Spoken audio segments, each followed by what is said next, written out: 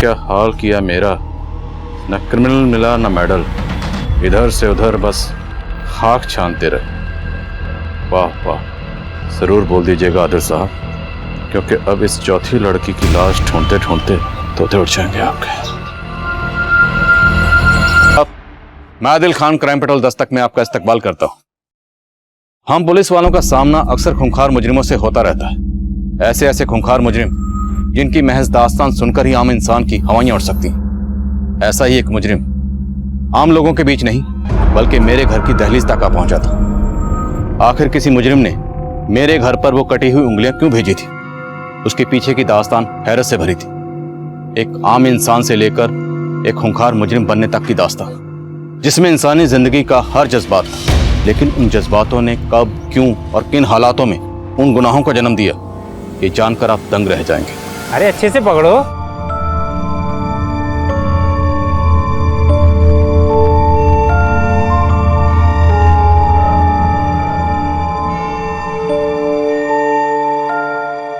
Bye bye.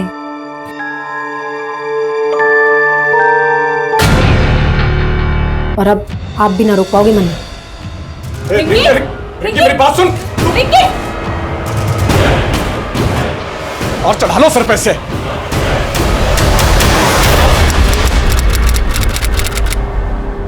Chole kulche चलो। Sir क्या sir, यहाँ कचरे की थैली में ही उंगलियां कटी हुई मिली हैं। इन उंगलियों के अलावा कुछ और मिला? अभी तक तो नहीं सर, हालांकि हमारी टीम यहाँ आसपास सर्च कर रही है। इन उंगलियों को फॉरेंसिक के लिए भेजो। अगर इसका आधार आईडी होगा तो फिंगरप्रिंट्स।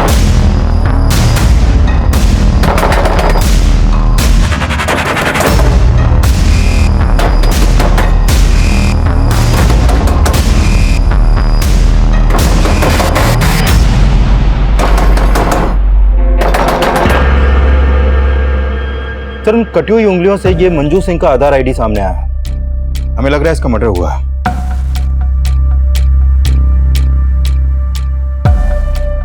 करनाल पुलिस से कांटेक्ट करो और मंजू के आधार आईडी पे ये जो करनाल का एड्रेस है यहाँ पर जाओ।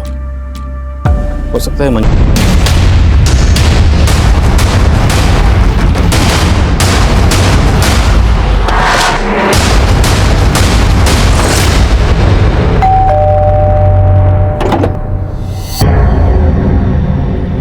सिंह के बारे में आपसे कुछ बात करनी है। कहाँ है मंजू? सर, मंजू यहाँ नहीं रहती। तो फिर कहाँ रहती? और आप क्या लगते हैं मंजू के? हम मंजू के माँ बाप हैं, लेकिन आप मंजू के बारे में पूछना क्या है?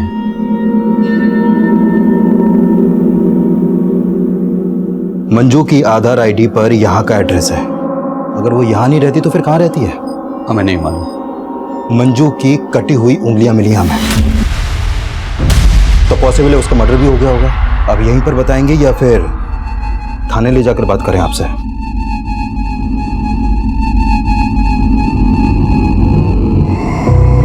सर, हम कुछ छिपा नहीं रहे।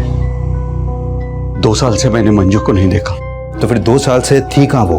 पहले छोड़कर भाग गई। कौन था वो लड़का? हम उसे नहीं जानते साहब, लेकिन उस लड़के ने मंजू को इतना बरकरार दिया था कि उसने अपने घर से अपनी माँ के गहने, जेवर, पैसे सब चुरा करके उस लड़के के साथ भाग गई और हमें फोन करके बताया कि पापा, मुझे लगता था कि आप मुझे समझोगे, लेकिन अब मैंने शादी कर ली है। लेकिन उसके बाद उसका फोन कभी ऑन नहीं हुआ। वो हमको भूल गई थी तो हम भी उसे भूल गए। भूल गई या फिर 2 साल बाद उसे ढूंढ निकाला और उसे? ऐसा हमने कुछ नहीं किया सर। जरूर उस लड़के ने उसके साथ कुछ किया होगा।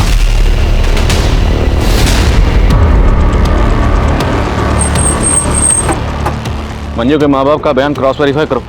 हो सकता है वो झूठ बोले या कोई कहानी बना रहे हो। राइट सर, लेकिन मंजू के फादर ने मंजू का जो नंबर दिया था वो अब भी बंद है। उस नंबर के कॉल रिकॉर्ड्स निकलो। हो सकता है उसमें उस लड़के का नंबर हो जिसका जिक्र मंजू के फादर ने किया था। Okay sir.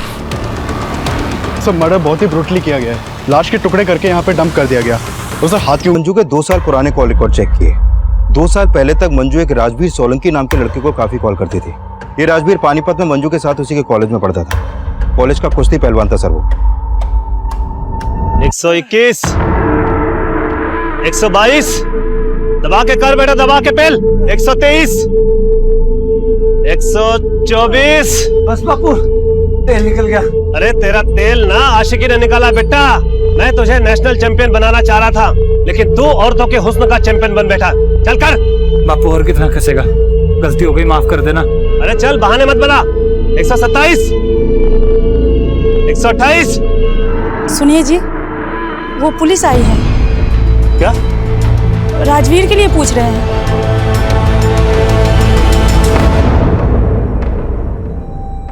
क्या हुआ, पहले आपके बेटे से पूछ लेते। तो मंजू के सबसे अच्छे दोस्त थे, तो तुम्हें तो पता ही होगा कि 2 साल पहले मंजू ने किस लड़के के साथ भागकर शादी की थी। जनाब मालूम नहीं, मैं तो बोल रहा हूँ ना जी, मैंने 2 साल से मंजू को देखा भी नहीं है। सब पक्का ये बाप बेटे हमसे कुछ छिपा रहे हैं। मंजू की तस्वीर पड़ोसियों को दिखाओ, पता करो क्या पिछले 2 साल में किसने मंजू को यहाँ पर देखा था, और ये भी पता करो कि मंजू की जिंदगी में राजवीर के अलावा कोई और भी था। Okay sir.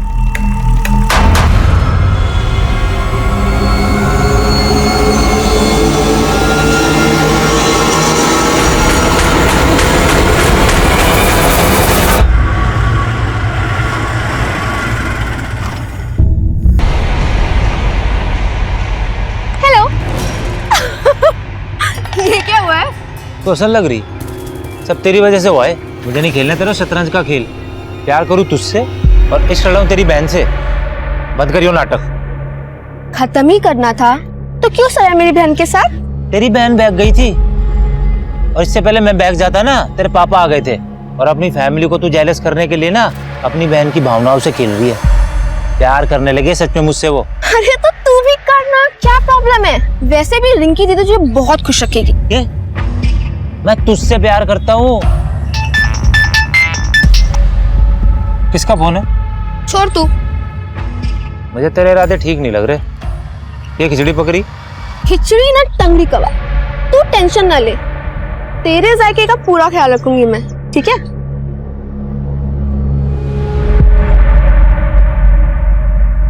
सर पिछले 2 साल से मंजू को राजवीर के घर के आसपास भी नहीं देखा गया, और राजवीर के पिछले 6 महीने पुराने कॉल रिकॉर्ड में भी मंजू का कोई दूसरा नंबर नहीं मिला। तो मंजू के माँ बाप झूठ तो नहीं बोल रहे कि 2 साल पहले मंजू किसी लड़के के साथ भाग गई थी? लेकिन सर मंजू की लाइफ में कोई ना कोई लड़का जरूर था, क्योंकि उसकी पोस्टमार्टम रिपोर्ट में यह भी सामने आया है कि मंजू 3 मंथ्स प्रेग्नेंट थी। प्रेग्नेंट? मौत की वजह? Excessive bleeding. मंजू के दोनों हाथों की उंगलियां काटी गई, जिससे ज्यादा खून बहने की वजह से उसकी मौत हो गई, और मौत के बाद उसकी बॉडी के टुकड़े किए गए। और हाँ सर, मंजू के सर पर एक चोट का निशान भी है, और उसकी मौत 16 अप्रैल की रात को हुई थी। हमें मंजू की लाश 17 अप्रैल को मिली, प्रेग्नेंट। पति कौन है उसका? सर फिलहाल मुझे राजवीर के अलावा कोई नहीं दिख रहा। एक काम करें सर, उसका डीएनए मंजू के बच्चे के डीएनए से मैच करवा के देखें। चौधरी, डीएनए रिपोर्ट आने में बहुत वक्त लग जाएगा, और हमारे पास वक्त है नहीं। मंजू के पेरेंट्स का कहना है कि 2 साल पहले मंजू घर छोड़कर भाग गई थी, तो हमें पता करना है कि 2 साल तक मंजू कहाँ थी और किसके साथ थी। एक काम करो, पानीपत में जितने मैटरनिटी हॉस्पिटल हैं सब जगह जाओ। मंजू प्रेग्नेंट थी तो किसी न किसी हॉस्पिटल में जरूर जाती होगी, हो सकता है वहां से हमें उसकी पति की लीड मिले। Okay sir. मंजर सामने आने वाले थे, जिसमें मंजू के मर्डर से लेके उसके जिस्म के टुकड़े टुकड़े करने के मंजर से भी कहीं ज्यादा खौफनाक मंजर थे। तब हम इस बात पे फोकस कर रहे थे कि मंजू का पति कौन है, और मंजू के पेट में पल रहा वो बच्चा किसका था। मंजू की आप बीती में हमें मंजू के पेरेंट्स का रोल भी सस्पिशियस लग रहा था, क्योंकि उन लोगों ने मंजू की डेड बॉडी को भी क्लेम करने से मना कर दिया था।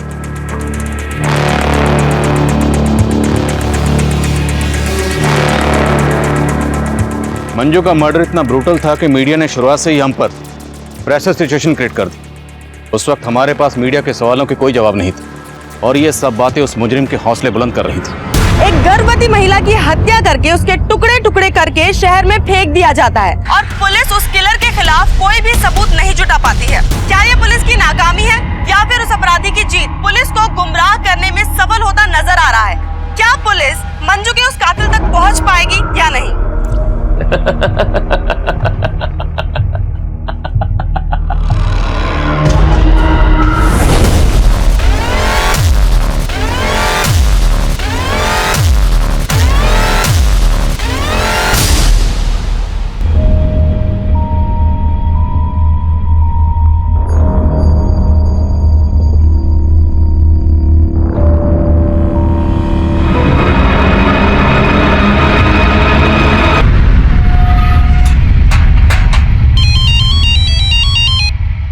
हाँ चौधरी। सर उस मैटरनिटी हॉस्पिटल का पता चल गया जहाँ पर मंजू अपना इलाज करवा रही थी। वहां से मंजू के पति के बारे में कुछ पता चला? सर मंजू के डॉक्टर ने बताया कि मंजू शादीशुदा थी। उस नंबर के कॉल रिकॉर्ड्स निकलो और उठाओ इस राजवीर को। Okay sir. मैं आपसे झूठ नहीं बोलना चाहता था, दरअसल मैं अपने बापू से डर गया था जी। तूने झूठ इसलिए बोला क्योंकि मंजू का मर्डर तूने ही किया। नहीं सर, मैंने मंजू का मर्डर नहीं किया सर। दरअसल हम दोनों ने 2 साल पहले भागकर शादी कर ली थी और मेरी शादी के बारे में बापू को कुछ भी नहीं पता था। तेरे बापू ने मर्डर किया होगा फिर? नहीं सर, वो तो कभी उससे मिले तक नहीं थे। और वैसे भी मंजू ने 6 महीने पहले मुझे छोड़ दिया था जी। मंजू 3 महीने की प्रेग्नेंट थी, तूने माँ और बच्चा दोनों को मार दिया? जनाब मैंने नहीं मारा जनाब, मैं आपको बोल तो रहा हूँ, 6 महीने पहले मुझे छोड़कर चली गई थी। उसके पेट में बच्चा था, इसके बारे में तो मुझे कुछ मालूम भी नहीं है। मंजू रहती कहाँ थी? जनाब जब 2 साल पहले हमने भागकर शादी कर ली थी तो सलोनी में एक किराए पर घर लिया था। मैं अपनी शादी के बारे में अपने माँ बाप को कुछ नहीं बता पा रहा था, इसलिए वो अकेली रहती थी और मैं अक्सर उसके पास आया जाया करता था। हाय। क्या कहा था तुमने? मैंने क्या कहा था? ये हमारा आशियाना है, लेकिन तुम तो इसे अपना गेस्ट हाउस समझते हो। तुम यहाँ सिर्फ लेकिन हो ना हो सर, उस लड़के के साथ उसका कोई ना कोई तो चक्कर था ही, और वो बच्चा पक्का उसी का ही है। मेरा बच्चा नहीं है सर। वो कौन था वो लड़का? सर उस लड़के को मैं जानता नहीं, उसे पहली और आखिरी बार मैंने वहीं पर देखा था, लेकिन सर वो बच्चा मेरा नहीं था सर। तो बच्चा तेरा है या नहीं, ये मंजू की डीएनए रिपोर्ट से पता चल जाएगा। मंजू और राजवीर सलोनी में जिस घर में रहते थे उस घर पर जाओ, हो सकता है मंजू का मर्डर वहीं हुआ और बाद में बॉडी को डंप किया गया। Okay sir. Sir Panipat Karnal के बीच एक औरत की लाश मिली है और उसकी उंगलियां भी कटी हुई हैं।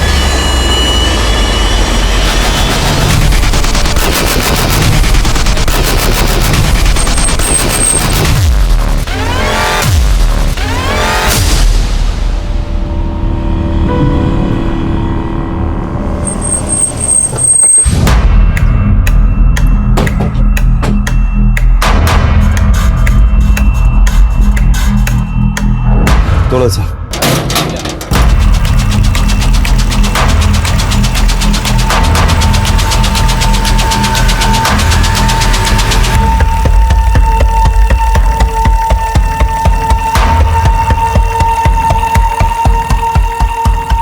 सर मंजू के सलोनी वाले घर में ऐसे कोई साइन नहीं मिले जैसे लगे कि मर्डर यहाँ पर हुआ हो। करनाल और पानीपत के बीच हमें जिस औरत की लाश मिली है उस औरत की भी उंगलियां काटी गई।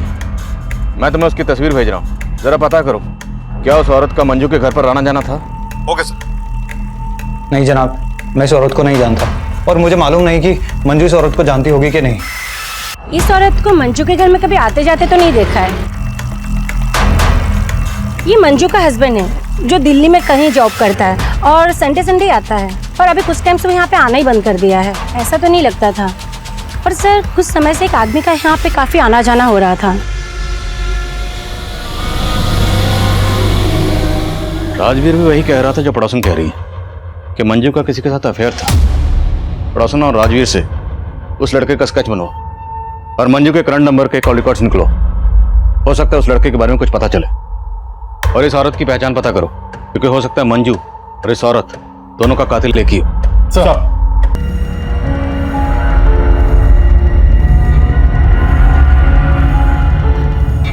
बेटा लोटन सुनो ना, वो मैं कह रही थी कि जब हम घर जाएंगे ना,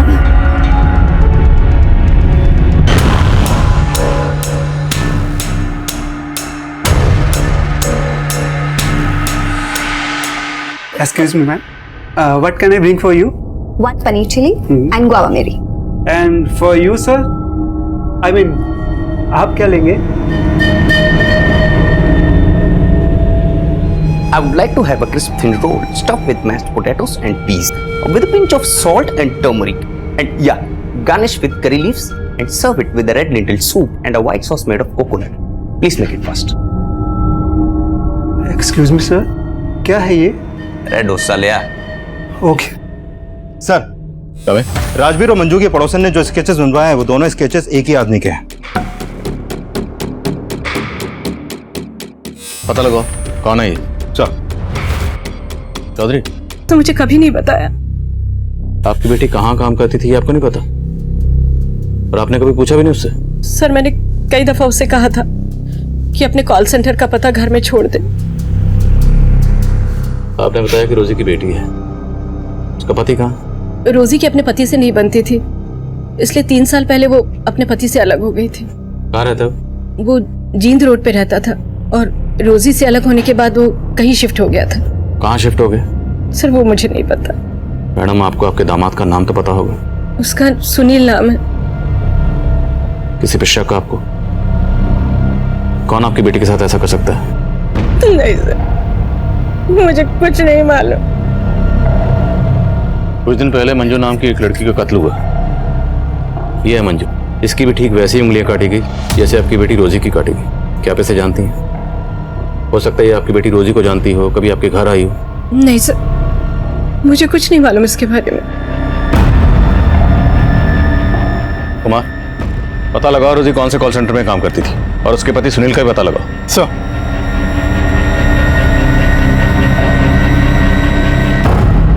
पुलिस ने उस दूसरी औरत की पहचान कर ली है जिसकी हाल ही में उंगली कटी हुई लाश मिली थी। लेकिन मंजू मर्डर केस की तरह ही पुलिस रोजी के इस मर्डर केस में फिलहाल कोई भी पुख्ता सबूत नहीं इकट्ठा कर पाई है और नाकामयाब नजर आ रही है।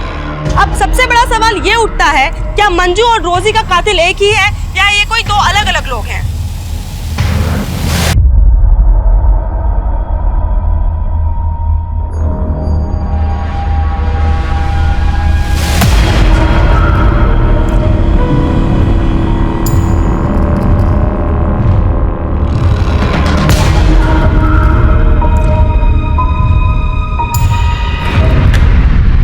सर, रमेश, मंजू के नए नंबर के कॉल रिकॉर्ड में एक नंबर मिला है जिसका फोटो उन स्केचेस से मैच करता है जो राजवीर और मंजू के पड़ोसन ने बनवाए थे। इसका नाम महेश सिंह है सर। इसका मोबाइल नंबर करनाल के एड्रेस पर रजिस्टर्ड है। करनाल? मंजू भी करनाल की रहने वाली थी? हाँ सर, और ये भी पता चला है कि ये महेश मंजू का कजन है। ये मंजू के कोई दूर के ताऊ का बेटा है। लेकिन मंजू के माँ बाप का कहना है कि वो बिल्कुल नहीं जानते थे कि 2 साल तक मंजू कहाँ रह रही थी। तो फिर ये मंजू का कजन ये मंजू से मिलने क्यों जाता था? और इसे कैसे पता कि मंजू कहाँ रहती थी? सर मैं हमेशा मंजू का सपोर्ट करता था सर। मानता हूँ चाचा जी उनकी शादी के खिलाफ थे, लेकिन राजवीर के साथ घर से भाग जाने के बाद से मैं लगातार मंजू के टच में था। लेकिन राजवीर का कहना है कि उसने तो मंजू को 6 महीने पहले ही छोड़ दिया था। सर राजवीर ने मंजू की जिंदगी बर्बाद करके रखी थी, बल्कि मंजू तो उसके खिलाफ कानूनी मदद भी लेना चाहती थी। चीट किया था सर उसने मंजू को। उसकी वजह से उसने अपना घर परिवार छोड़ा, अपने पेरेंट्स से अपना रिश्ता खत्म किया, और बदले में उसे क्या मिला? सिर्फ दुख। कहीं तुमने भी बदला तो नहीं लिया? मंजू के माँ बाप के कहने पर तुमने मंजू को... कैसी बातें करें सर आप? मंजू के पेरेंट्स को तो पता तक नहीं है कि मैं मंजू के टच में था। लेकिन मंजू का मर्डर हो गया, अभी तुम हमारे पास नहीं है। सर क्योंकि मैं दिल्ली गया हुआ था किसी काम से, और मैंने सोचा भी नहीं था कि मंजू के साथ इतना बुरा हो सकता है।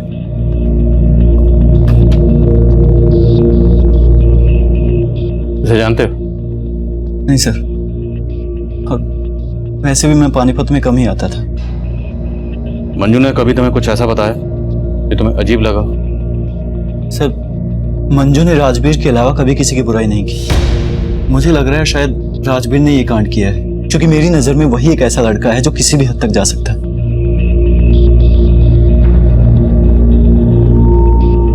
सर राजवीर और मंजू के पड़ोसन को लग रहा था कि ये महेश मंजू का लवर है, लेकिन ये तो मंजू का कजन निकला। सर कहीं ये एंगल मंजू के पेरेंट्स से तो नहीं जुड़ा? शायद ऑनर किलिंग, क्योंकि वो लोग भी मंजू और राजवीर की शादी के खिलाफ थे। अगर एंगल वाकई ऑनर किलिंग का है तो फिर राजवीर का बाप भी हमारा स्ट्रॉन्ग सस्पेक्ट है। एक काम करो, इन सब के डीएनए मंजू के बच्चे के डीएनए से मैच करो। हम किसी का भरोसा नहीं कर सकते। Right sir.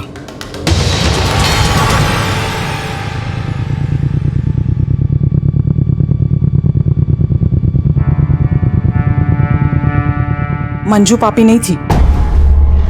क्या बकवास कर रही हो? सच बोल रही हूँ, आपने तो उसे भुला ही दिया था, लेकिन मैं 2 साल से मंजू की शक्ल देखने के लिए तरस रही थी, और आपने मुझे मंजू से दूर रखा। टुकड़े टुकड़े करके किसी ने उसे जानवर की तरफ फेंक दिया, और आखिरी बार में उसे कलेजे से लगा के रो भी न पाई। मंजू हमारा अतीत थी, वो 2 साल पहले ही हमारे लिए मर चुकी थी। अब उसकी जगह हमारी यादों में भी नहीं होनी चाहिए।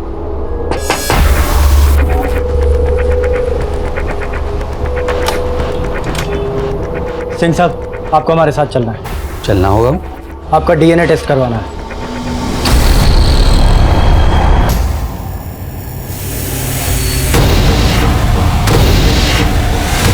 जब मियाँ बीवी राजी तो क्या करेगा काजी?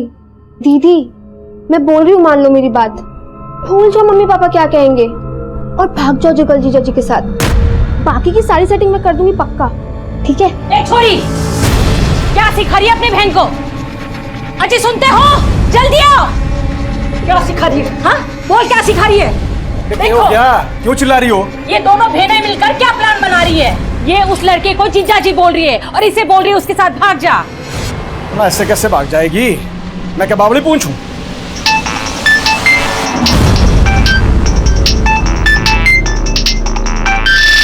तने किसके फोन आते रहते हैं? हैं? ना बता दे, कहीं ऐसा ना हो रिंकी से पहले थारी टांगे तोड़नी पड़े। कंजर खाना बना के रखा घर को।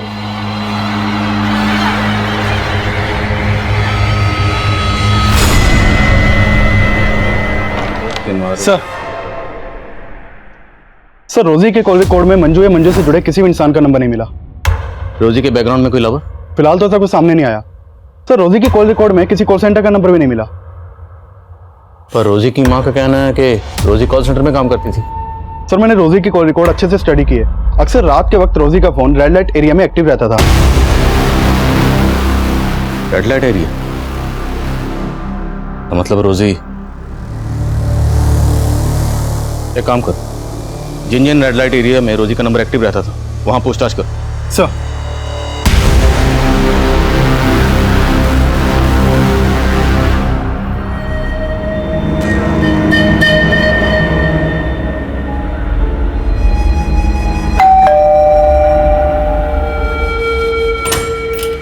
मम्मी, ये मेरा दोस्त लोटन। नमस्ते। Lotan, strange name. जी, यो नाम मेरी मम्मी ने दिया है जी। अच्छा, प्लीज कम, हैव सीट। तो लोटन तुम काम क्या करते हो? ऑटो है जी मेरा। Auto driver? नहीं जी, मतलब ऑटो मेरा खुद का है, मैं ओनर हूँ उसका और अपनी मर्जी का भी। मम्मी, आपको पता है मैं ना लोटन के ऑटो में ही रोज कॉलेज जाती हूँ और पता नहीं टाइम कैसे बीत जाता है, पता ही नहीं चलता। आपको पता ही है ना, बातें ऐसी करता है कि कोई भी इंसान ना हंस के लोटपोट हो जाए। शैली, तुम इस ऑटो वाले को यहाँ मुझसे मिलवाने लाई हो? तेरा दिमाग तो ठीक है? इसमें प्रॉब्लम क्या है? प्रॉब्लम है you don't know these illiterate people. Auntie, I'm definitely an auto driver, but I've planned everything. I've planned my future, and trust me, it's bright. I'll soon begin my own startup. जैसे cab services होती हैं, वैसे auto services. I've planned everything. मेरी सारी plannings में अच्छी तरह समझ गई। अभी कल यहाँ से और दोबारा मेरी बेटी से मिलने की कोशिश की ना तो अच्छा नहीं होगा। फ्रॉड। बेबी बेबी, लोटन एक सेकंड बात सुनो, हम बैठ के। कूल बेब्स, कोई बात नहीं, तेरी मम्मी को मैं पसंद नहीं आया। मैं चाहता हूँ तेरी गली से तेरा नाम लेकर, और ये मोहब्बत है जो ना कभी मिटी थी और ना मिटेगी। शैली, तुझे इस ऑटो ड्राइवर के अलावा कोई लड़का पसंद नहीं आया? मॉम, मैं लोटन से प्यार करती हूँ। सर ये कुलचे वाला है, ये बोल रहा है रोजी को जानते हैं। क्या जानते हो तुम रोजी के बारे में? साहब वो रोजी धंधा करती थी साहब, और वो और एक लड़का अक्सर मेरे यहाँ से छोले कुलचे खाते थे। कौन लड़का? और ये रोजी का क्या लगता है? तल्ला था साहब उसका, वो सोनू नाम था उसका। सोनू? कहाँ मिलेगा सोनू? ये जो रोजी का मर्डर हुआ है ना। ऐसी नहीं थी सर। अच्छा, ये सुनील उर्फ सोनू आजकल है कहाँ? कुछ तो आइडिया होगा आपको? सर मुझे नहीं मालूम।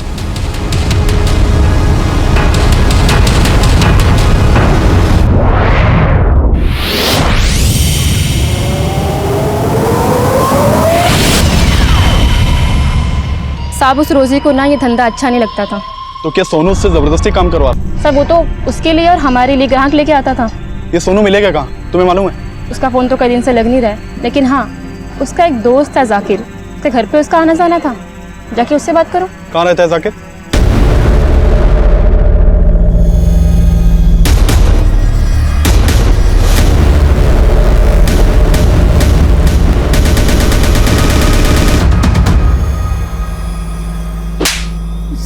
सर मैंने रोजी के साथ कुछ नहीं किया सर। तो फिर हमारी टीम को देखकर भाग क्यों रहा था? तो साहब मैं डर गया था, लेकिन फिर मेरे को रोजी के मर्डर का मालूम चला। याद रहता है सर, मुझे तो ठीक से उसकी शक्ल भी याद नहीं है, लेकिन ये बात पक्की है कि सर वो सरदार था और उसी ने रोजी के साथ कुछ किया होगा।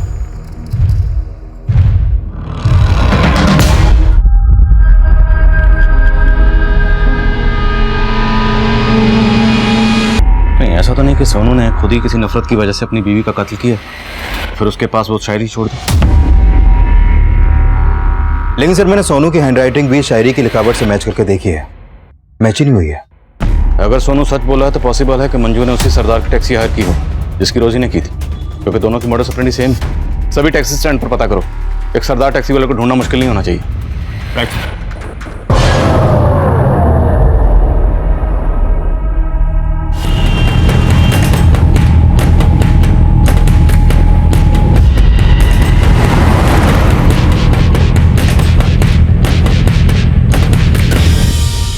सर मैंने पानीपत और आसपास के एरिया के लगभग सभी टैक्सी स्टैंड्स में चेक किया, लेकिन ऐसा कोई भी सरदार नहीं मिला जिसकी एक्टिविटी सस्पिशियस हो और वो टैक्सी चलाता हो।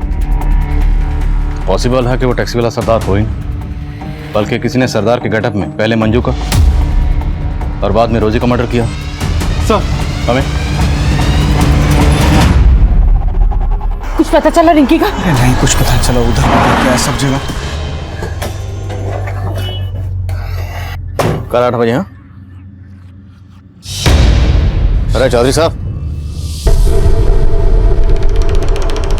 कुछ परेशान लग रहा? नहीं आदिल साहब कुछ नहीं। भी नहीं। पक्का ना? हाँ। पहले कुछ बात हो तो बताइएगा।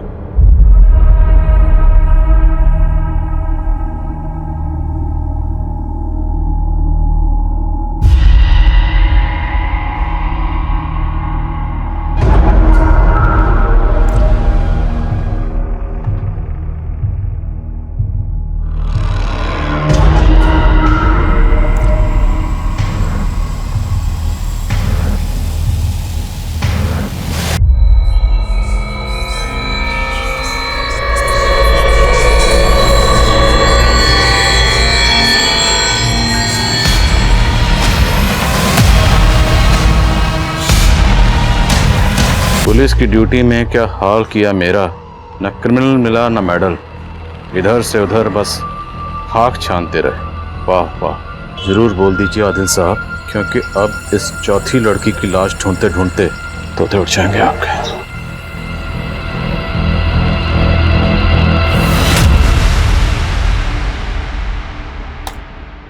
सर इस फुटेज में तो ये सरदार उस बॉक्स को रखता हुआ दिखाई दे रहा है, मतलब इसी सरदार ने वो कटी हुई उंगलियां आपके घर के गेट पे रखी। और सर रोजी के साथ जो टैक्सी ड्राइवर देखा गया था वो भी एक सरदार था। लेकिन चौधरी, ये बंदा सरदार नहीं, नकली सरदार है, इसने भेष बदला हुआ है और ये जो भी है मुझे चैलेंज कर रहा है। हाँ कुमार। सर आपके नाम पे एक लेटर आया है और उसके ऊपर पोस्टमार्टम रिपोर्ट लिखा हुआ है।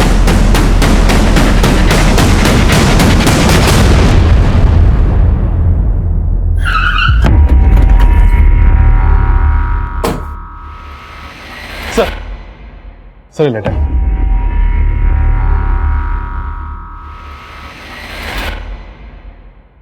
आदिल साहब, ये उस चौथी लड़की की पोस्टमार्टम रिपोर्ट है जिसकी उंगलियां आपको आपके घर पे मिली होंगी।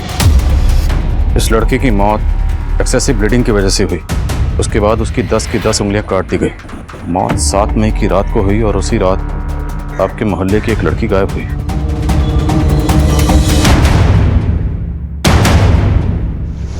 कुछ परेशान लग रहा? नहीं आदिल साहब कुछ नहीं। भी नहीं। पता करो ये लेटर कहां से पोस्ट किया गया। सर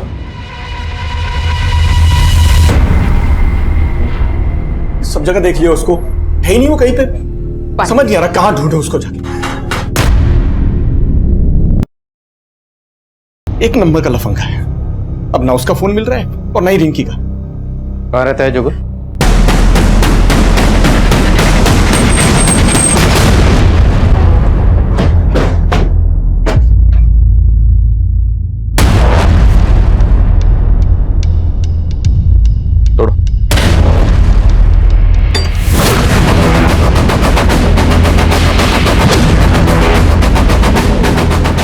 चेक करो सब जगह।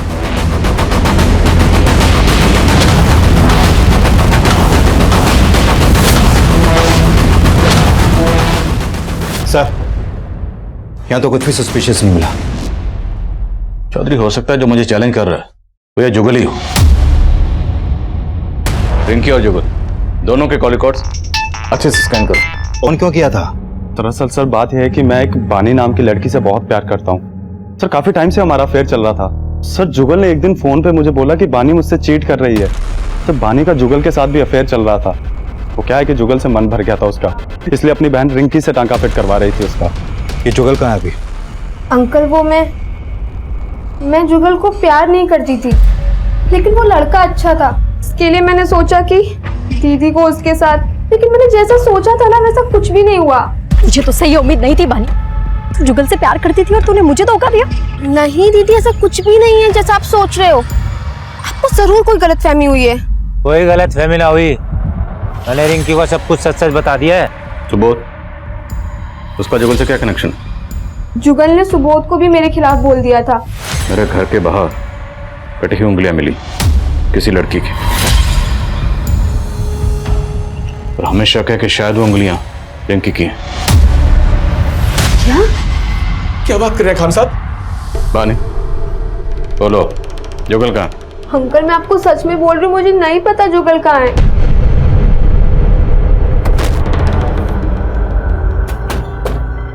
मुझे खत लिखने वाले का कहना है कि उसने मेरे पड़ोस की एक लड़की को मार डाला। हमें अभी तक किसी लड़की की लाश नहीं मिली। रिंकी गायब है जुगल के साथ। एक काम करो, बानी और सुबोध दोनों के फोन सर्विलेंस पे डालो। हाँ सर, एक औरत आई है अपनी बेटी की मिसिंग कंप्लेंट लिखवाने। सर ये मेरी बेटी शैली है, कल रात से ही घर नहीं आई है और इसका फोन भी नहीं लग रहा है। सर मैं बहुत परेशान हूँ, आप प्लीज इसे जल्दी ढूंढिए, कहीं इसके साथ कुछ गलत ना हो जाए। आपको किसी पे शक है? हाँ सर, एक लोटन नाम का ऑटो ड्राइवर। शैली तो नादान है, वो कह रही थी कि वो लोटन से प्यार करती है, लेकिन मुझे शक है कि शैली के गायब होने में उस लोटन का ही हाथ। कहाँ रहता है लोटन?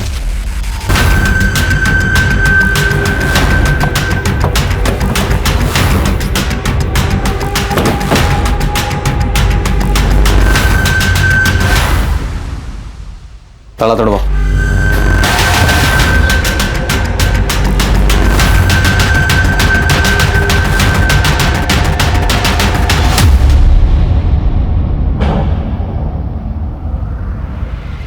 सर ये देखिए।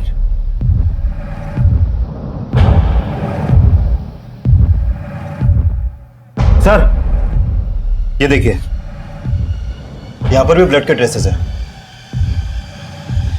लेकिन सर ये ब्लड सूखा है, जबकि लोटन की बॉडी पर जो ब्लड है वो बिल्कुल फ्रेश है। तो ये ब्लड किसका है?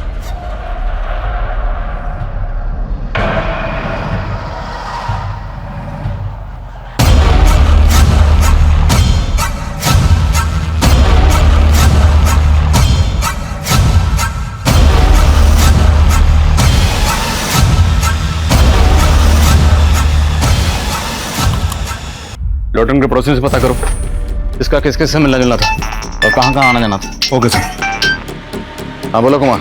सर जिस एरिया में रिंकी का फोन बंद हुआ था उस एरिया में रिंकी की लाश भी मिली है।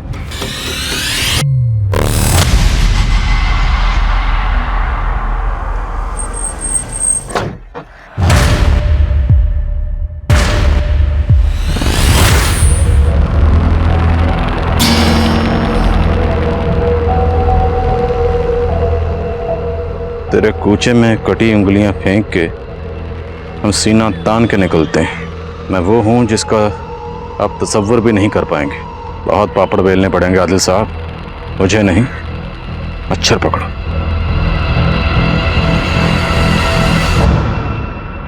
कुमार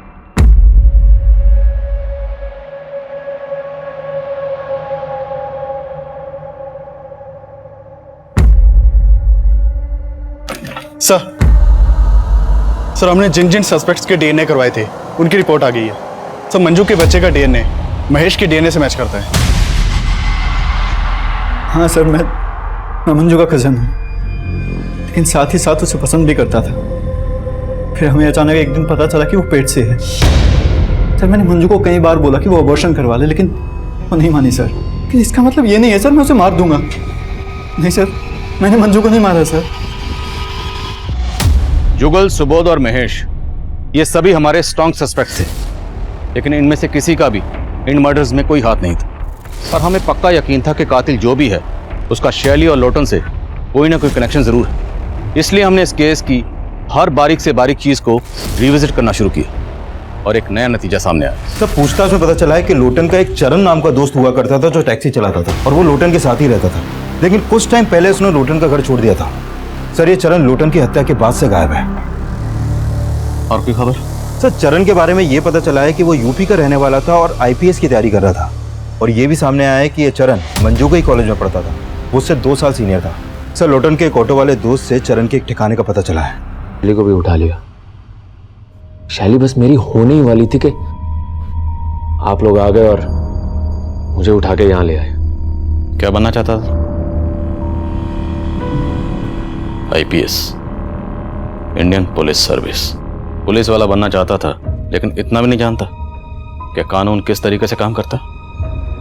जानता तो ये जरूर पता होता कि मुजरिम कितना भी शातिर क्यों ना हो, एक ना एक दिन कानून के हत्थे जरूर चढ़ता है।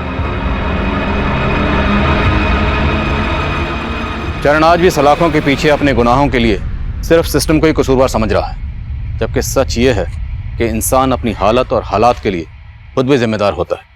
किसी इंसान की कामयाबी का फैसला इस बात पे भी होता है कि उस इंसान ने अपनी गलतियों से क्या सीखा। यह केस मंजू के मर्डर से शुरू हुआ था। मंजू इस केस का एक ऐसा यादगार चेहरा था जिसकी जिंदगी में गुनाह हर मोड़ पर दस्तक दे रहा था।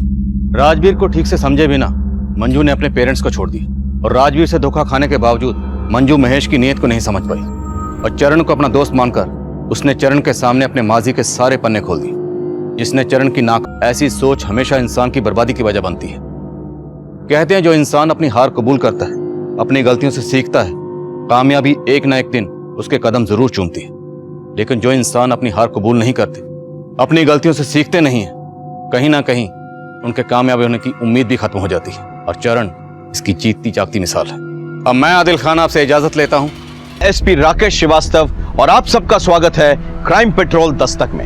मैं अच्छी तरह से जानता हूं कि आप हम पुलिस वालों से यह उम्मीद रखते हैं कि हम अपराधियों को पकड़े और उन्हें कड़ी से कड़ी सजा दिलवाएं। और यकीन मानिए कि हम अपराधियों को पकड़ने में अपनी जान की बाजी लगा देते हैं, लेकिन कई बार हम आपकी उम्मीदों पर खरे नहीं उतर पाते। अपराधियों को पकड़ तो लेते हैं, लेकिन हमेशा उन्हें सजा नहीं दिला पाते हैं। कमी हमारे सिस्टम में नहीं है, कमी है तो गवाहों की और सबूतों की। लेकिन फिर भी हम कभी हार नहीं मानते और पूरी कोशिश करते हैं कि अपराध और अपराधियों को सही अंजाम तक पहुंचा सके। रेडियम मुंडा के खिलाफ न तो हमें कोई पुख्ता सबूत मिला है और न ही अभी तक कोई गवाह। यह कोर्ट ये फैसला लेती है कि रेडियम मुंडा को जल्द से जल्द रिहा किया जाए।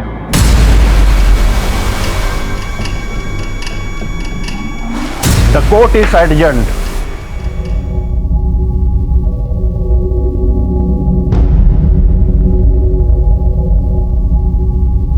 आजादी मुबारक हो। धन्यवाद। एसपी साहब मिलना चाहते हैं, सिर्फ 10 मिनट के लिए। भाई शहर के एसपी साहब मिलना चाहते हैं, जब आप कहेंगे हाजिर हो जाऊंगा। धन्यवाद।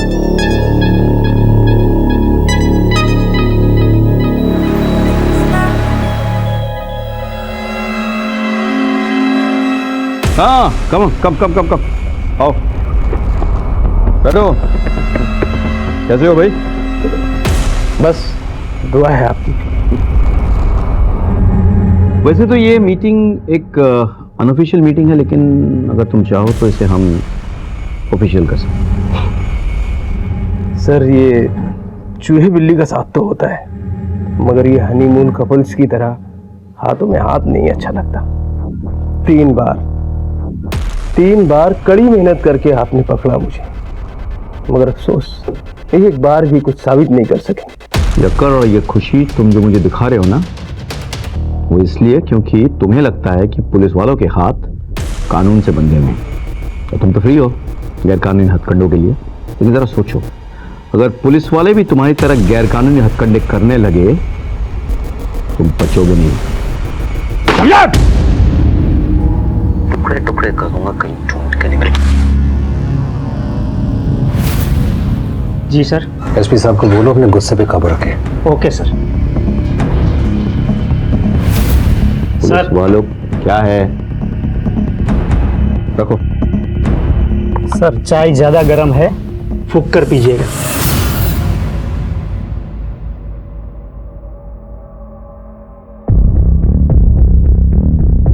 Come on Rakesh, you have to do it. Biscuit चाय में डूबने के बाद कैसे नरम हो जाता है ना। अब तुरंत नहीं खाओगे तो ये फिर ये चाय में फिर से गिर के डूब जाएगा। तुम्हारी हालत अब इस चाय में डूबे हुए बिस्किट की तरह हो रही है। हमारे साथ इतने महीने के बाद तुम्हारे जो अपने लोग हैं ना, वो भी तुम्हें विश्वास नहीं करेंगे। मतलब तुम अब डूबे हुए बिस्किट की तरह करारे नहीं। ये तो मैं भी जानता हूँ सर कि ये लोग मुझ पर विश्वास नहीं करेंगे, लेकिन मैं कोई बिस्किट नहीं हूँ एसपी साहब। रेडियम मुंडा हूँ, रेडियम मुंडा। ना मैं चाय में डूबूंगा और ना ही मुझे खा लिया जाएगा। इस चूहे बिल्ली के खेल में टाइम वेस्ट नहीं कर। एक गोली ये सर पे, गेम ओवर। मैं तो कहता हूँ कि तुम हमारे साथ मिल जाओ, हम तुम्हारा ख्याल रखेंगे और तुम हमें थोड़ी बहुत इंफॉर्मेशन दे देना। और अगर मैं ना मानूं तो? क्या है कि आजकल तुम्हारे एरिया में सीआरपीएफ बहुत घूम रहे हैं। सोचते नहीं है लोग, सीधे ठोक देते हैं। मुझे थोड़ा सोचने का वक्त दीजिए, मुझे अपने घर वालों से बात करनी पड़ेगी। इंटेलिजेंस रिपोर्ट के मुताबिक एक बहुत बड़ी घटना घटने वाली है, लेकिन क्या वो तो तुम ही बता सकते हो। अब सर यहाँ इस एसी रूम में आपके साथ बैठकर तो इंफॉर्मेशन निकलेगी नहीं। इसके लिए मुझे भी वहीं जाना होगा जहाँ की खबर है, अपने गांव। Right. Thank you for coming. Thank you sir, thank you.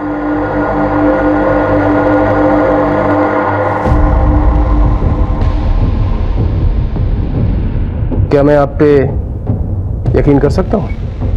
हमारा यकीन ना तोड़ो तो बिल्कुल कर सकते हो।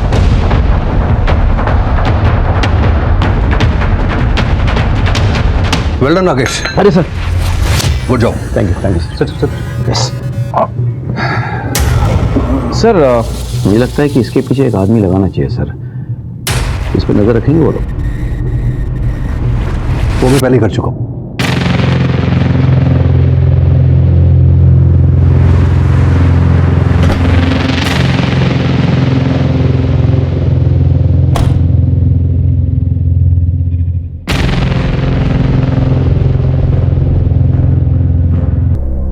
Not really. आपको तो पता है वो एम्स में एडमिट है, ऑपरेशन होना है उनका। 1 महीने के पहले फ्री नहीं हो पाएंगे। सर आई एम सॉरी, लेकिन हमें डिले नहीं करना चाहिए। लेकिन सीएम साहब के बगैर कैसा होगा?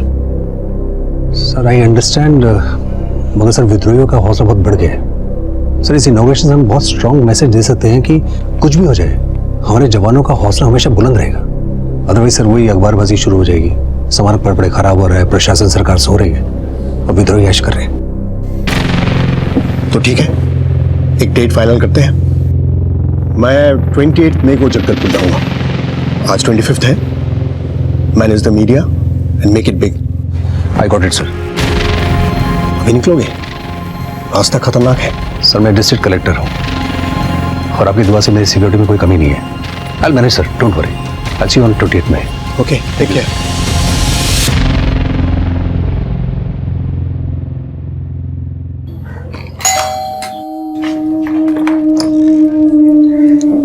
नमस्कार जी, कहिए। हम जनगणना विभाग से आए हैं। इस घर में कौन कौन रहता है, कौन क्या करता है और इस घर का मुखिया कौन है? हाँ जी, सभी लोग आ गए। हाँ तो चलिए शुरू करते हैं। जी मैं फॉर्म निकालती हूँ।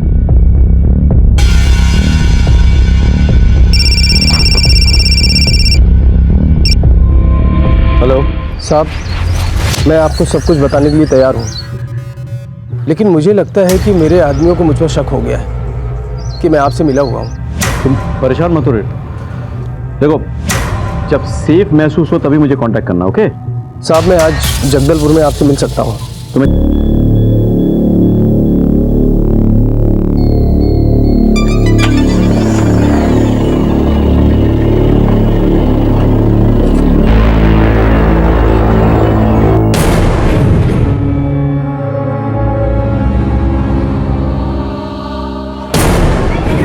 वो निकल गया है मास्टर। अच्छा है, मिशन शुरू। Level 1 starts now.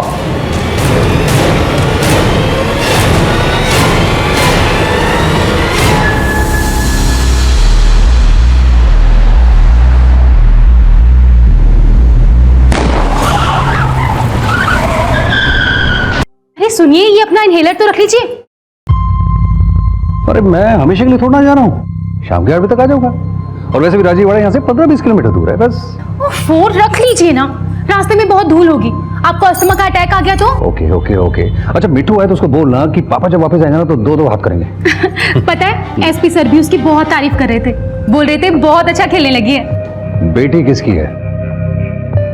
वैसे मैडम, मैं आपकी इंफॉर्मेशन के लिए आपको बता दूं कि आपका पति अस्थमा का पेशेंट बनने से पहले यूनिवर्सिटी में बैडमिंटन का चैंपियन था और आज भी बहुत जान है। ऐसे नहीं बोलते, नजर लग जाएगी। तुम ऐसा कह रही हो? हाँ मैं कह रही हूँ, अब जल्दी जाओ और जल्दी आओ। Okay bye. Bye.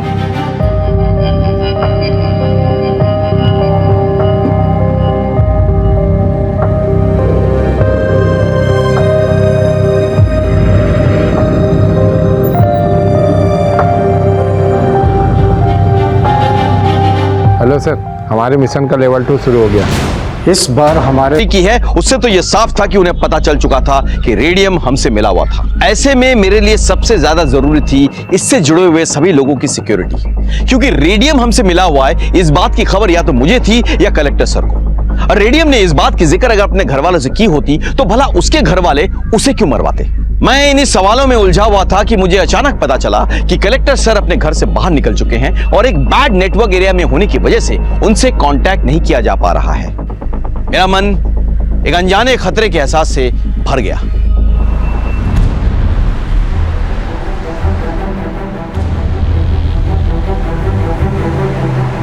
Sir, CRPF camp यहाँ से 3 किलोमीटर दूर है।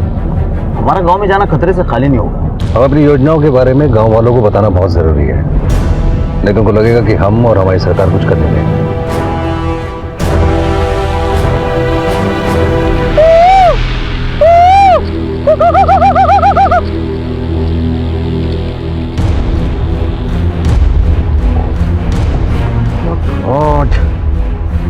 रेडियम का मर्डर स्पॉट पे चलो।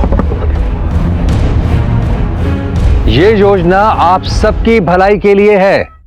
अरे कलेक्टर बाबू, अपना ये योजना का तंबूरा ना कहीं और जाके बजाइए। बस बातें ही होती है आप लोगों की, कुछ होता जाता नहीं है। योजना और हित की बात करते हैं आप। जरा मेरे घर में आकर देखिए कि मेरा बच्चा दवाई बिना मर रहा है। दवाई तो छोड़िए साहब, मेरे बच्चे को खिलाने के लिए 2 निवाले भी नहीं है मेरे घर में। सही बात है। हाँ सही बात है। सुनिए सुनिए सुनिए, मेरी बात सुनिए। मेरे रहते आपके बच्चे को कुछ नहीं होगा। मैं खुद अपनी गाड़ी से आपके बच्चे को हॉस्पिटल लेके जाऊंगा। चलिए आप मेरे साथ। खतरा हो सकता है। देखो, विश्वास को सिर्फ शब्दों से नहीं जीता जा सकता। विश्वास जीतने के लिए विश्वास करना पड़ता है। चलिए आप मुझे बताइए। देखिए, आप लोग यहाँ इंतजार करो, ठीक है? उन्होंने अगवा कर लिया है। कितनी अच्छी खबर सुनाई सर आपने। जी सर, मैं सारी व्यवस्था कर देता हूँ। मिशन जिंदाबाद सर। वहाँ सीएम साहब इलाज के लिए दिल्ली में बैठे हैं और यहाँ छत्तीसगढ़ में आग लगी हुई है। पुलिस और प्रशासन सो रहा है। क्या कोई है जो राज्य की जनता का रखवाला बनेगा? 26 मई 2018 एक ऐसा दिन था जिस दिन मेरे जुरिस्डिक्शन में पड़ने वाले तमाम गांव और कस्बे में एक के बाद एक ऐसी दिल दहलाने वाली घटनाएं घटी जैसे मेरे करियर में पहले कभी नहीं घटी थी। सवाल ये उठता है कि क्या ये घटनाएं महज इत्तेफाक थी या फिर किसी बड़ी साजिश का सिर्फ ट्रेलर था। Please sit down, please sit down. इस एरिया के एसपी कहाँ है? क्राइम सीन पर सर।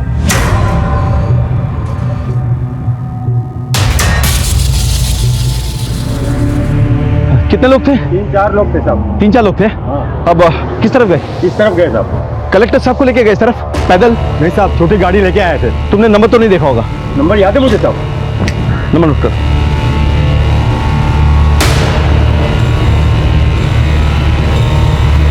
राजीव, वहाँ क्या खबर है? सर, विद्रोहियों ने रेडियम को मारा और गांव वालों ने उसकी लाश जला दी।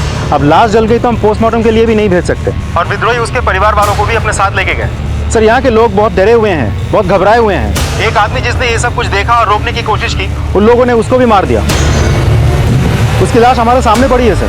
तुम एक काम करो, एक पुलिस की टुकड़ी वहाँ पे छोड़ो तुम, 48 घंटे के लिए, और तुम यहाँ पे आ जाओ। सर, संभाल लो अपने आप को, कुछ नहीं होगा पापा को। हेलो मैम, कैसे है, ये कहाँ है? मुझे तो कुछ समझ नहीं आ रहा है। आप परेशान मत होइए प्लीज। मैं आपसे वादा करता हूँ कि मैं आपके पति को ढूंढ निकालूंगा। Okay, I promise ma'am, please.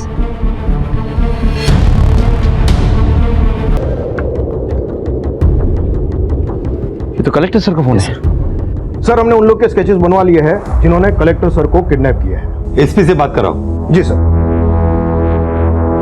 Jain sir, क्या ऑर्डर है सर? ऑर्डर से पहले एक इन्फॉर्मेशन है। आपके इस ऑपरेशन में सीआरपीएफ के कमांडेंट रुद्रासुरी आपको ज्वाइन करेंगे। रुद्रासुरी को कनेक्ट करो। जी सर। जैन सर। सर, हमने चश्मदीदों की मदद से और शूट किए गए वीडियो के आधार से कुछ स्केचेस बनवाए हैं। ये है करिया, जिसने रेडियम को मारा। ये है जुमकी, करिया की वाइफ। ये दोनों बेहद ही खतरनाक विद्रोही हैं और इनको खाली हाथों से हराना नामुमकिन है, क्योंकि ज्यादातर ये सारे हथियार चलाना बेहद अच्छी तरह से जानते हैं। और ये है बिरसा, ये इन सब में सबसे खतरनाक विद्रोही है, जिसने हमारे कलेक्टर साहब को किडनैप किया है। इन सब का और एक साथी है जोगी। इनके कुछ फोटोग्राफ्स हमारे पास है, जिसको मैं आपके साथ शेयर कर रहा हूँ। गांव में किसी ने कुछ बोला? मतलब विद्रोहियों के ठिकाने के बारे में कुछ पता चला? सर को कहाँ लेके गए, इसके बारे में कोई डिटेल विटेल? नहीं सर, इनके खिलाफ किसी भी गांव में कोई कुछ नहीं बोलता है। माना जाता है कि रेडियम इनका बेहद करीबी था और रेडियम ने इनको ट्रेन किया था, और रेडियम ने ही उसके बॉस मास्टर से इन सबको मिलवाया था। लगता है अब ये मास्टर के साथ मिलके रेडियम और उसके फैमिली से दुश्मनी कर रहे हैं। और एक बात सर, ये जो उसका मास्टर है, ये इन सबका सरगना है, और कहा जाता है कि पिछले 15 साल में किसी को भी इसकी तस्वीर नहीं मिली। यहाँ के लोगों का कहना है कि ये एक आम आदमी की जिंदगी गुजार रहे हैं। हो सकता है कि ये किसान हो सकता है कि मजदूर हो सकता है कि ये सरकारी कर्मचारी हो, या तो फिर टीचर, लेकिन अब तक किसी को कुछ भी पता नहीं है। रेडियम इनका राइट हैंड हुआ करता था, और आज ये इनका किलर है।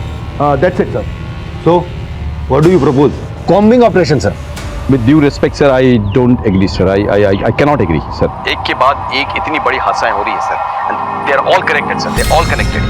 ये तीनों रेडियम के अंदर काम करते थे, सर।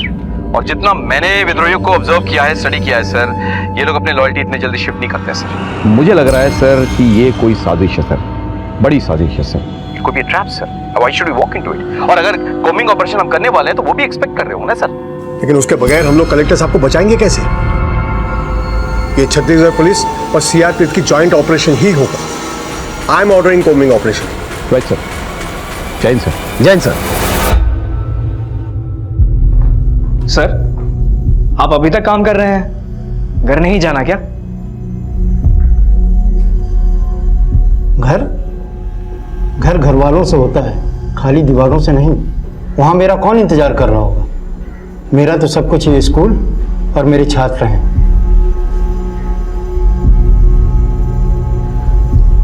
समझ गया। तेरे तो बीवी बच्चे हैं ना, और मुझे अपने बच्चों का अभी प्रश्न पत्र बनाना बाकी है। आज शुक्रवार है, सोमवार को परीक्षा है। अब तू जा, मैं बंद कर दूंगा। जी सर। आपको कुछ चाहिए? एक बोतल पानी भर के दे दे मुझे। कलेक्टर साहब की पत्नी अब कैसी है? मैं डीएम साहब का साला हूँ, मुझे डी से मिलना है। ओके सर, एक मिनट आइए।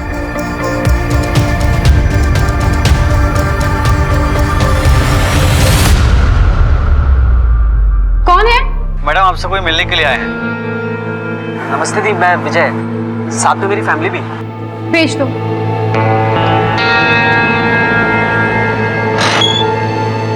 दी? भैया,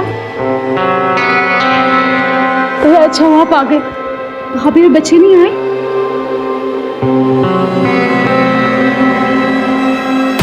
बस अब मैं नहीं चलूंगा और। ऐसा है कलेक्टर, चुपचाप चल। और वैसे भी ना अभी बहुत लंबी दूरी चलनी है।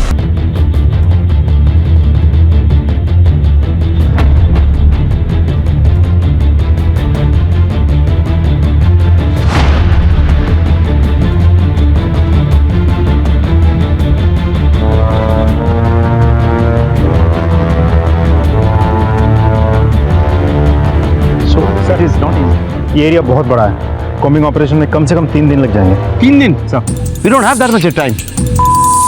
मैं जानता था कोई हमें उलझा रहा है, कोई हमें घुमा रहा है। You said that this is possible. Come on. सबके पीछे विद्रोही का उद्देश्य कुछ और ही है। उन लोगों ने शतरंज की कोई बड़ी बिसात बिछाई है। कलेक्टर सर और रेडियम की फैमिली तो बस उनके लिए मोहरे हैं।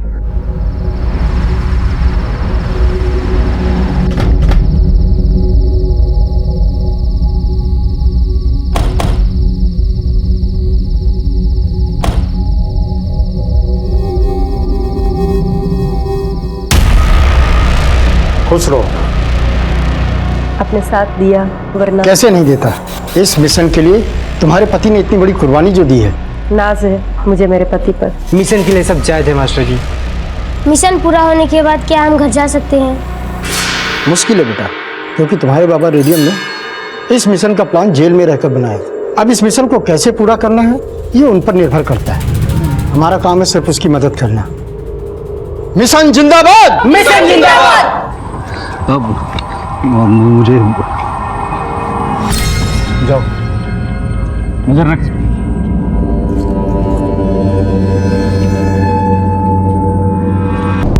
मास्टर जी, आपने जो टास्क दिया था वो पूरा हो गया है। अब हम चलते हैं। चलो झुमकी। करिया तुम जाओ। झुमकी तुम रुको, मुझे तुमसे कुछ काम है।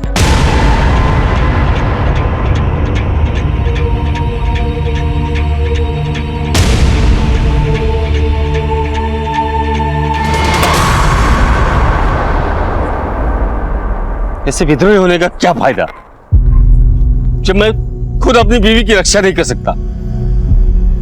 लानत है ऐसे बंद। You're right, हाँ?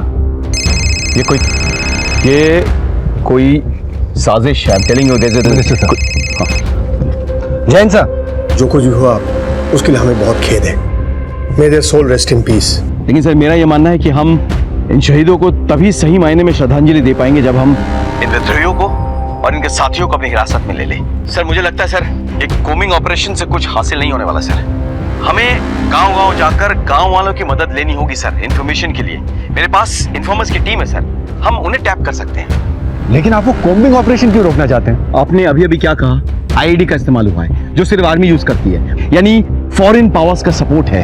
आपको क्या लगता है कि ये फॉरेन पावर सिर्फ एक कलेक्टर या एक महिला सरपंच को अगवा करके खुश रहेंगे? It's a bigger conspiracy. Try and understand this combing operation is a sheer waste of time. और सर मेरे घायल सीआरपीएफ जवान ने यह बताया है कि उन्हें आईईडी की तरफ आदिवासियों ने भेजा था, यानी कि वो आदिवासी या तो खुद विद्रोही थे या फिर उनके साथी थे। हम उनके बहुत करीब है सर। आप लोग वेट कीजिए, will get back on that. ठीक है सर। जय हिंद सर। जय हिंद सर। क्या देख रहा है? तेरे में तो हर वक्त आग लगी रहती है। एक बार जा ले जा, बुझा ले अपनी प्यास। छोड़ो मुझे। आवाज बंद, नहीं तो जान से मार दूंगी। हम लोग इतना इंतजार क्यों कर रहे हैं? ये सारा काम एक ही बार में खत्म कर देना चाहिए। मैं अपनी पूरी फोर्स बुला लेता हूँ, 3 दिन का काम 1 दिन में खत्म हो जाएगा। अब मुझे एक बात बताइए कि 2-4 विद्रोहियों को छोड़कर आप बाकी लोगों को कैसे पहचानेंगे? हाँ, ये कोई बाहर या सरहद पार से आने वाले कोई यूनिफॉर्म सोल्जर्स नहीं है जो आप पहचान लेंगे। ये हमारे बीच रहते हैं, आम आदमी हैं जो भटक के विद्रोही बन गए हैं। वो हमारे बीच छुपे रहते हैं और हमारे खिलाफ काम करते हैं। इनको ठीक से पहचान पाना लगभग नामुमकिन है। जैन सर। जय हिंद सर। राकेश, क्या लगता है तुम्हें आखिर लोग चाहते क्या है? यही तो मैं भी सोच रहा हूँ सर। उन्होंने हमारे कुछ जवान और एक आम आदमी को मारा है सर, और बाकी लोगों को अगवा कर लिया सर। अब ये सारे के सारे हाई वैल्यू टारगेट्स हैं जिन्हें वो ज्यादा दिन तक नहीं रख सकते, लेकिन उनकी तरफ से कोई फिरौती नहीं आई है सर। वो कुछ भी कंडीशन रख सकते थे लेकिन वो चुप बैठे हैं। और जो बात मुझे ज्यादा खटक रही वो कि इन्होंने फॉरेन मेड आईडी का इस्तेमाल कैसे किया सर? तुम्हारे हिसाब से क्या करना चाहिए? सर मैं चाहता हूं कि हम और सीआरपीएफ की कंबाइंड टीम काम करे सर। हम लोग पैदल जाएं, अपने इन्फॉर्मर्स की मदद से कार्यवाही करें। ठीक है, आप लोग अपनी कार्यवाही कीजिए। सर हमें एक ड्रोन की टीम मिल जाती तो बहुत अच्छा होता। That can be arranged. Wonderful. जय हिंद सर। जय हिंद सर।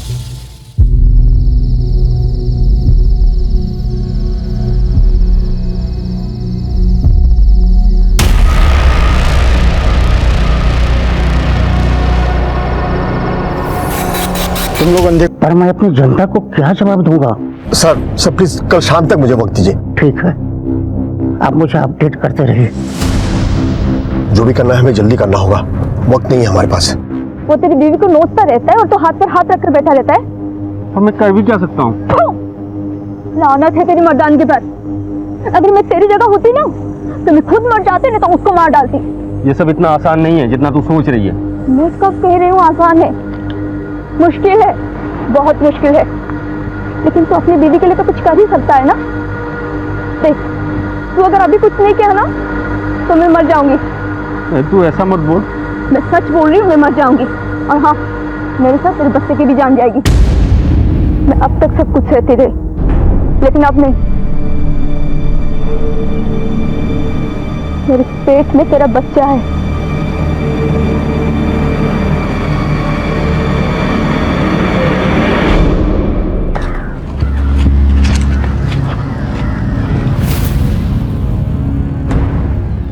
लगता है वो लोग यहाँ से निकल गए। कहाँ गए होंगे? हाँ, और घने जंगलों में। चल तुम दोनों जाओ और अंडरग्राउंड रहना। जगदलपुर चलते हैं, तब तक पुलिस वालों का ध्यान गांव की तरफ है ना, हम शहर की तरफ निकल जाएंगे और बहुत दूर। ठीक है, चलो। मेरा फोन कोई ट्रेस कर भी रहा है या नहीं?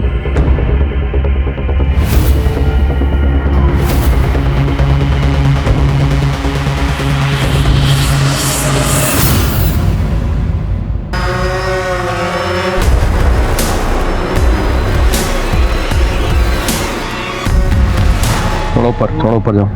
बोलो। पता नहीं कहाँ छुपे हैं। अभी तक तो कोई नहीं दिखाई दिया। एक मिनट, नीचे लो। Take it down, further. ये देखो, बॉडी लग रहा है ना ये? Yes sir. हाँ? चलिए, इसको। सर, हाईवे पर जली हुई 3 लाशें मिली है। विद्रोहियों, आपको किसी बात का शक है? हाँ है। शक ये है कि अगर इन्हें मारना ही था तो जलाया क्यों?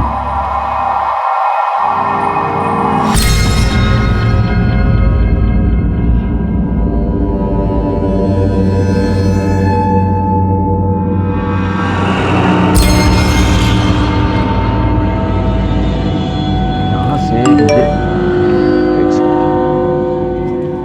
ओ माय गॉड, ये तो कलेक्टर सर का मैसेज है। हाउ? विकास, इस नंबर को ट्रेस करो। कलेक्टर सर का मैसेज है। Rajdeep, just go ahead. या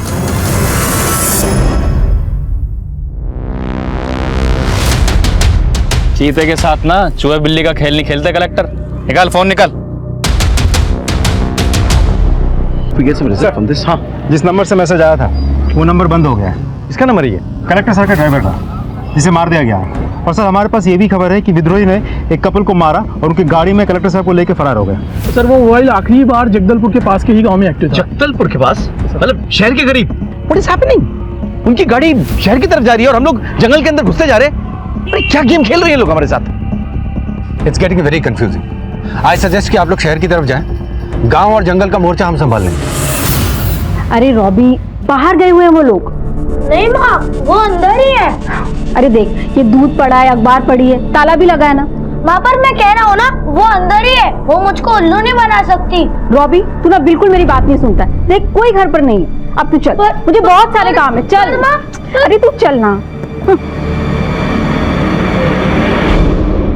अच्छा हुआ बाहर से ताला लगवा दिया, नहीं तो ये लड़का मिशन पूरा होने से पहले ही फंसा देता। शुक्रिया।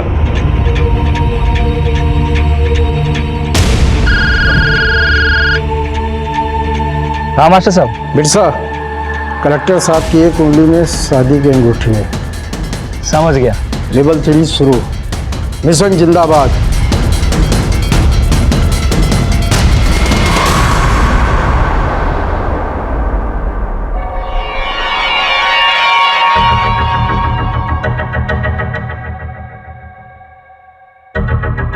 कि उंगली काट कर भेजिए। What? Oh my God!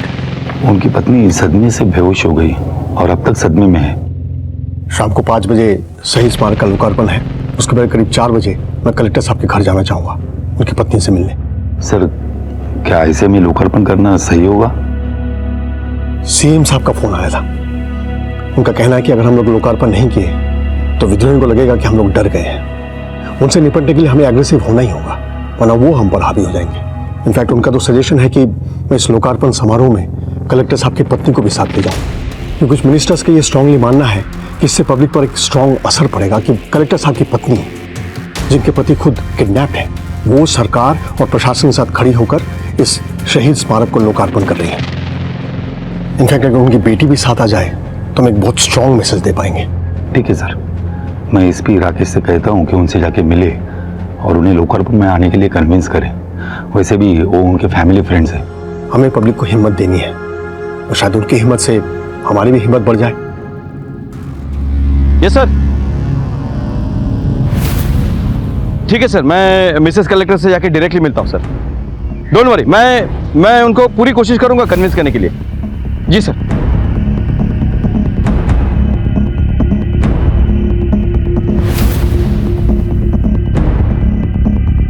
अरे क्या हो रहा है साहब? मिनिस्टर साहब आ रहे हैं, जाओ इधर से। मिशन जिंदाबाद। तुम्हारी मम्मी से मिलना है। नहीं, मम्मी की तबीयत खराब है, अभी आप उनसे नहीं मिल सकते। देखो, मैं समझ सकता हूँ जो कुछ हुआ है उसके लिए हम भी बहुत परेशान हैं, लेकिन तुम्हारी मम्मी से मिलना बहुत जरूरी है। आई एम सॉरी सर, लेकिन आप इस समय उनसे नहीं मिल सकते। आप कौन? ये मेरे मामा जी। अच्छा, देखिए, मैं होम मिनिस्टर की तरफ से आया हूँ। वो चाहते हैं कि मैडम उनके साथ एक इनॉग्रेशन के लिए जाए। इसे को रिप्रेजेंट करूँ।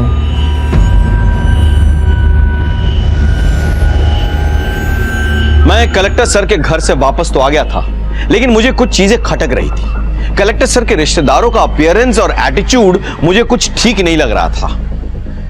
हो सकता है कि वो लोग वो नहीं थे जो वो दिखाने की कोशिश कर रहे थे। कुछ तो था जो मेरी आंखों के सामने था, लेकिन मुझे नजर नहीं आ रहा था। आई एम सॉरी सर, लेकिन आप इस समय उनसे नहीं मिल सकते। Yes sir. ये कलेक्टर साहब के साले करते क्या हैं? सेंट्रल रीजन के मल्टीनेशनल कंपनी में हेड है वो। और उनकी धर्मपत्नी? उनका बहुत बड़ा ब्यूटी पार्लर है और वो भरतनाट्यम के एक्सपर्ट हैं। कई जगहों पर परफॉर्म करती हैं। Thank you.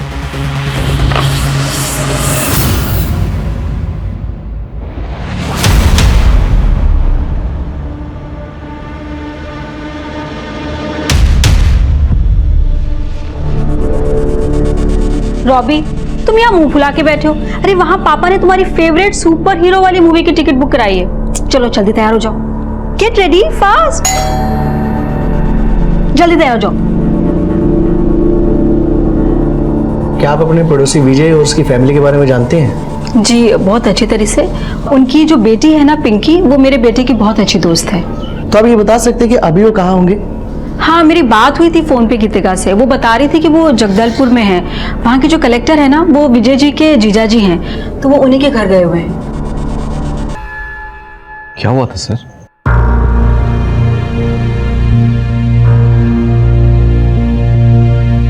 देख समझ, मैं जानबूझकर शहर की तरफ आया हूं ताकि हम पकड़े जाएं और जल्द से जल्द इस झंझट से छुटकारा मिले। कैसे मिलेगा? बिरसा तो हमारे साथ रहेगा ना। कुछ नहीं हो सकता, वो पुलिस को देखते ही गोली चलाने लगेगा। देख कर रिया, मुझे मेरी मौत का डर नहीं है, लेकिन ये जो बच्चा है ना, इसकी क्या गलती है?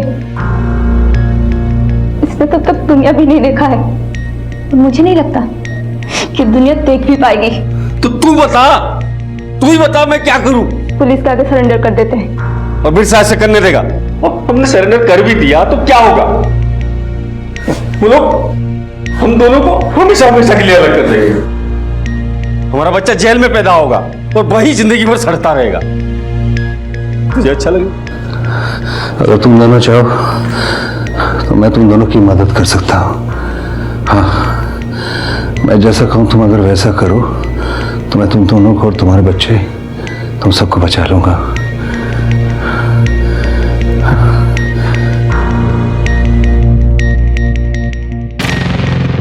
मैं तुम दोनों को बचा सकता हूं, लेकिन तुम्हें बताना पड़ेगा कि मास्टर कौन है और कहां मिलेगा।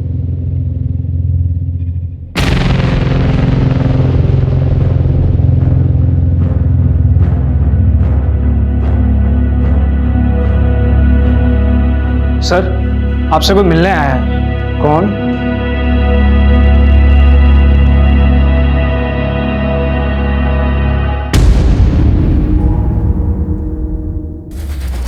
हमने जो भी किया अपने मिशन के लिए किया।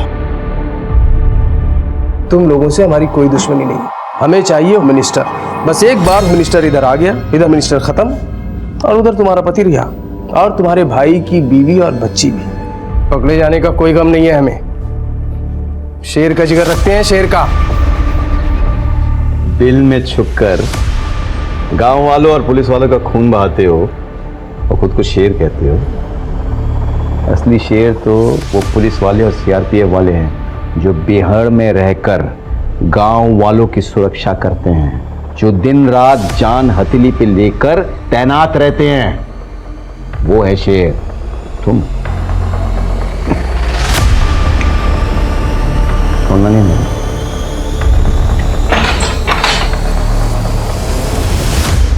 Thanks to both of you. आप दोनों ने मेरी फैमिली को बचाया।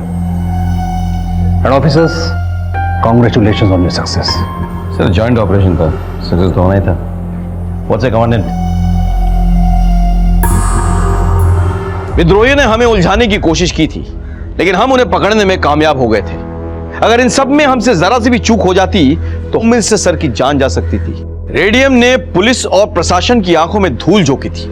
उसने हमारी चाल हम ही पे चली थी। भले ही वो इसमें कामयाब नहीं हो पाया, लेकिन हमें इस बात की दस्तक सुननी चाहिए थी कि जिस विद्रोही पे हम यकीन करने जा रहे थे वो वाकई में यकीन करने लायक है भी या नहीं। कलेक्टर सर को यह दस्तक पहचाननी चाहिए थी कि जब यहां का माहौल पहले से ही खराब था तो उन लोगों के बीच जाना खतरनाक हो सकता था। खैर, इस खतरे के बीच रहकर भी कलेक्टर सर ने जिस सूझबूझ से काम लिया, अपनी जान बचाई और करिया और झुमकी को अपराध के अंधेरे से बाहर निकाला, वो काबिले तारीफ था। मुझसे भले ही रेडियम को पहचानने में एक बार चूक हो गई हो, लेकिन बाद में मिलने वाली दस्तक को मैंने नजरअंदाज नहीं किया कि वो हमें गुमराह करने की कड़ी से कड़ी सजा दिलवाएं। और यकीन मानिए कि हम अपराधियों को पकड़ने में अपनी जान की बाजी लगा देते हैं, लेकिन कई बार हम आपकी उम्मीदों पर खरे नहीं उतर पाते। अपराधियों को पकड़ तो लेते हैं, लेकिन हमेशा उन्हें सजा नहीं दिला पाते हैं। कमी हमारे सिस्टम में नहीं है, कमी है तो गवाहों की और सबूतों की। लेकिन फिर भी हम कभी हार नहीं मानते और पूरी कोशिश करते हैं कि अपराध और अपराधियों को सही अंजाम तक पहुंचा सके। रेडियम मुंडा के खिलाफ न तो हमें कोई पुख्ता सबूत मिला है और न ही अभी तक कोई गवाह। यह कोर्ट ये फैसला लेती है कि रेडियम मुंडा को जल्द से जल्द रिहा किया जाए।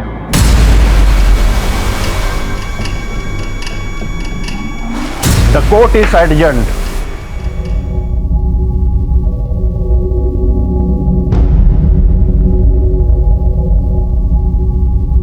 आजादी मुबारक हो।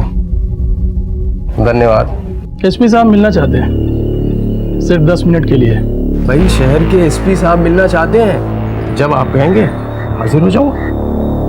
धन्यवाद।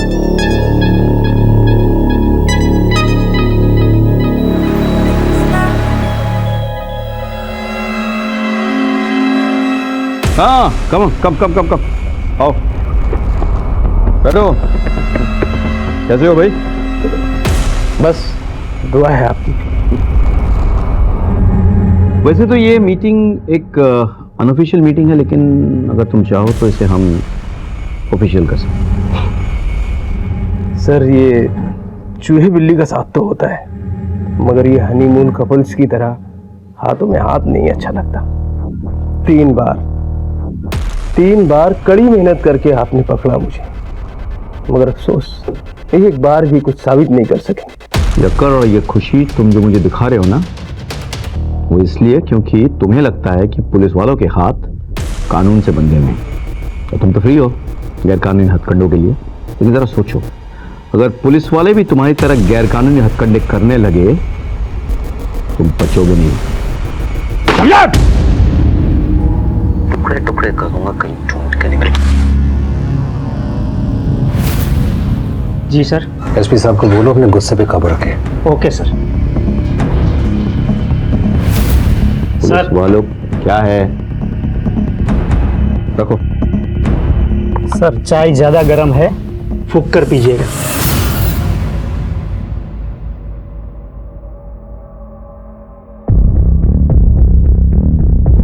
Come on Rakesh, you have to do it. Biscuit चाय में डूबने के बाद कैसे नरम हो जाता है ना। अब तुरंत नहीं खाओगे तो ये फिर ये चाय में फिर से गिर के डूब जाएगा।